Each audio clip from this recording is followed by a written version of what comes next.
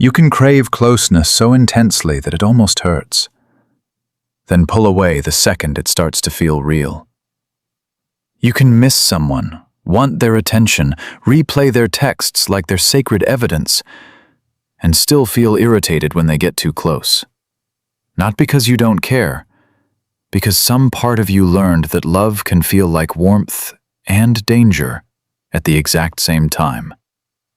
And if that's you, you're not impossible to love.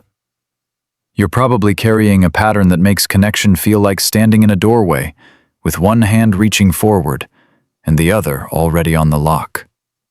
Picture this. You finally meet someone who feels safe enough. They're consistent, they text back, they seem genuinely interested. At first, you light up. You think, maybe this time it'll be different. But then something shifts. You start noticing tiny things. Their tone feels off. Their affection feels heavy. Their silence feels suspicious. You want reassurance, but when it comes, it somehow feels like pressure. So you back up. You go quiet. You act like you need space, even while checking your phone every 6 minutes. Then later, alone at night, you miss them. You wonder why you always do this, why you want love and resist it in the same breath. Here's what's really happening. What people often call mixed signals can sometimes be a very organized survival strategy.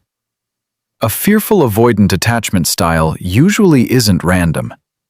It tends to form when connection has felt inconsistent, overwhelming, or emotionally unsafe at some point in your life. So now your system does something strange but intelligent. It reaches for closeness when you feel distance, and creates distance when you feel closeness. Not because you're dramatic, because your brain is trying to solve two opposite problems at once. Don't get abandoned, and don't get trapped. So if you've ever felt confused by your own reactions, this might give language to what's been running silently in the background. And the signs are subtler than most people think. Number 1. You don't just fear being left, you also fear being fully seen. That's one of the first signs. You want intimacy, but real intimacy means exposure. It means someone might notice the parts of you that you usually keep under perfect lighting and careful editing.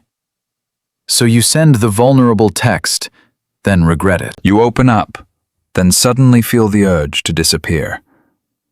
The second sign inside this pattern is that the very thing you long for can trigger shame the moment it arrives. It's like being starving and suspicious of the food. Most people think this means you don't know what you want, but often you do know. You just don't feel safe wanting it for too long. You're not cold, you're conflicted. You're not detached, you're self-protective. And that's where it gets weird, because the next sign doesn't look like fear at all. Number 2. You can become hyper-attuned to small changes, then act like nothing affected you. A delayed reply, a shorter sentence, less warmth in their voice, one canceled plan. Your body can register these things like smoke in a room. This is where threat detection and hypervigilance start quietly running the show. Your nervous system may scan for shifts before your conscious mind even has words for them. So the third sign is that you notice everything. And the fourth sign is that you often pretend you noticed nothing. Why? Because if you ask for reassurance, you risk feeling needy. If you stay silent, you keep your dignity, at least on the surface. Picture a motion sensor light that flicks on at the slightest movement, then immediately tries to convince everyone the room was never dark. That can be you in relationships. You're not overreacting, you're over-monitoring. You're not too much. You're bracing for impact. But here's the part people miss. Hyper-awareness doesn't always make you cling. Sometimes it makes you run. Number 3. You can confuse calm with boredom and chaos with chemistry. This one catches people off guard. If your system got used to emotional unpredictability, stable affection can feel strangely flat at first. Not bad, just unfamiliar. And unfamiliar calm can read like a missing spark. Meanwhile, intensity can feel magnetic because your body already knows how to dance with uncertainty. So the 5th sign is that you may feel pulled toward people who activate you, not necessarily people who cherish you.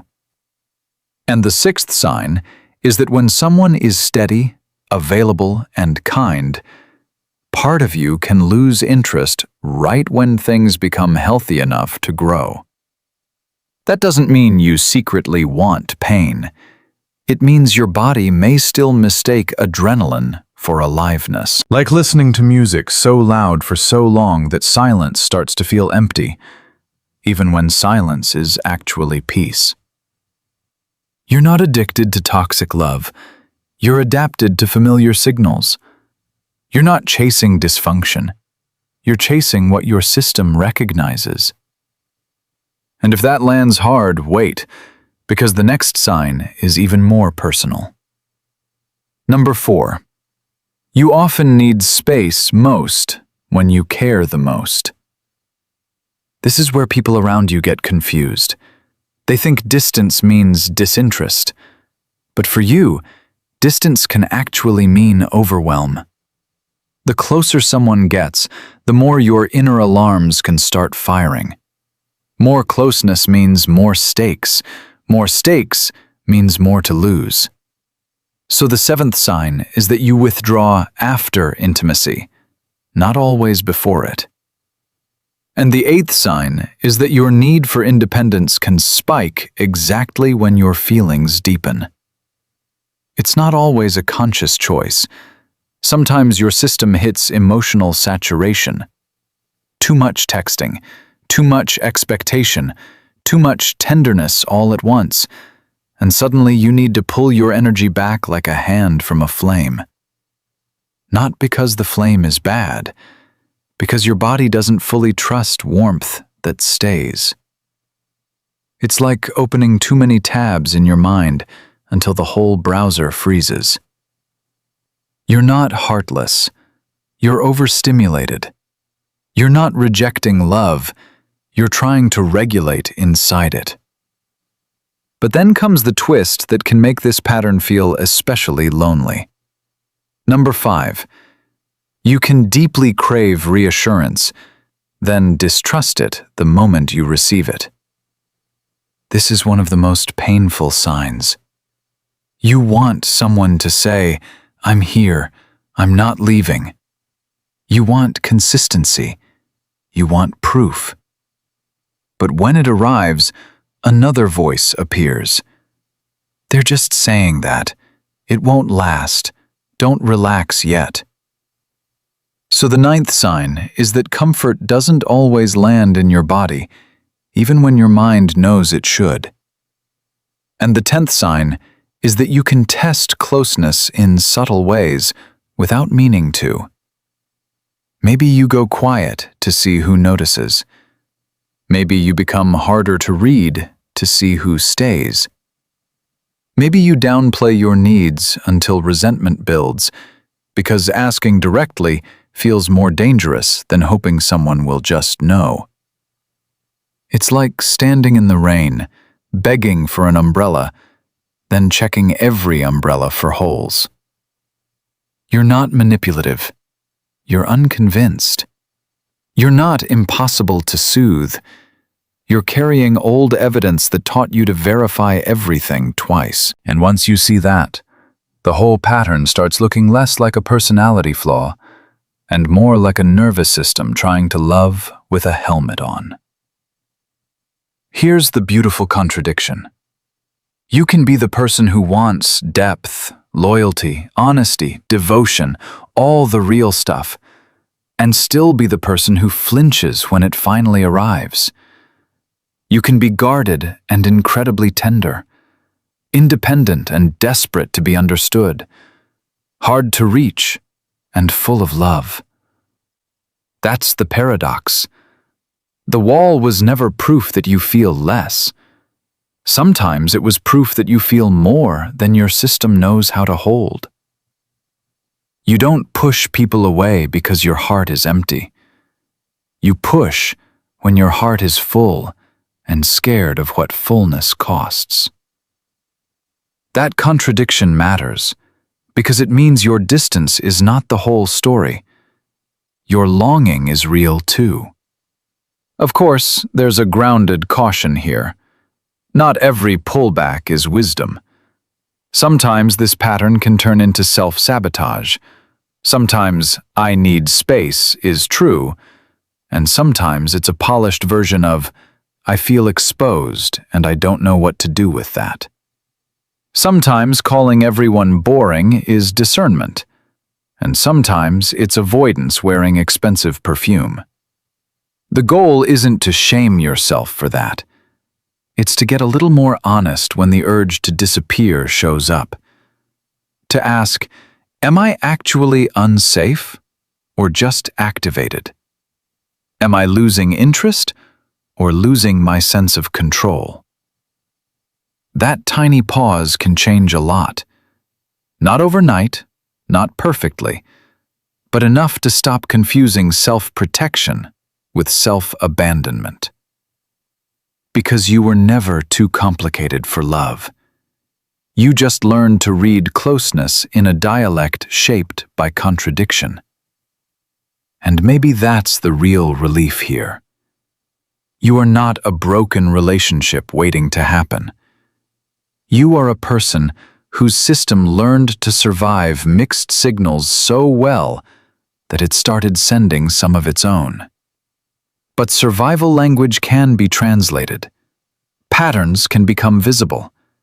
And when something becomes visible, it stops owning you in quite the same way.